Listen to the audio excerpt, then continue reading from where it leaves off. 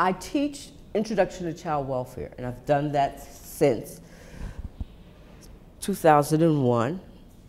My class is a foray, a foundation-laying introduction to children and families. Oftentimes my students come in not really understanding child abuse, what's child neglect, and what the differences are.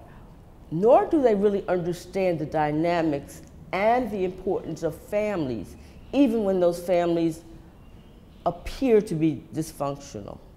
So what I try to take them through is the history of child welfare, how we got where we are now, because we did not always care about children in the same way that we do now. So hopefully at the end, they come away with a renewed understanding of families and children. The mission of child welfare is to protect children and support families. Because I believe if you support the families will take care of their children. So that's one of the things I try to make sure they understand. And the other thing is that it's not about them. The issues that come up when working with families, the things that they bring from their own experiences has nothing to do with the family or the person or the child that's sitting in front of them that they're trying to help. They have to learn to, I call it, get rid of their own stuff.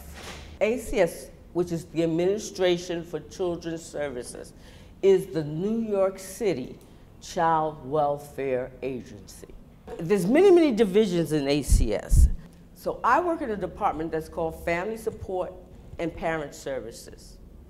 I get to talk to parents, I get to resolve their problems of access to child care, to Head Start, to some of the other early education programs, UPK, Universal Pre-Kindergarten, kindergarten. And my staff and I, that's our mission, to remove the obstacles that prevent families from accessing these services. The Mariah Institute is a rite of passage program. The concept was to provide life skills to young people who were coming along and who needed to have adult, we hate the word mentors, but to have adults provide them with real life skills. What motivates me to get up every day to do this work is that it's not about me. It's about every single mommy, daddy, grandmother, auntie that I have ever come in contact with who sincerely was trying to provide for the children and their families, who was having difficulty, who could not navigate the system, who had been told, no, you can't do this. And to listen to parents, grandparents crying because they don't want their children to have to go into foster care only because they don't have just a little bit of help, okay? So that gets me up every morning. The passion came from living and growing up in New York City, growing up poor, growing up experiencing what I will call poor treatment of families who were just trying to protect and take care of their children.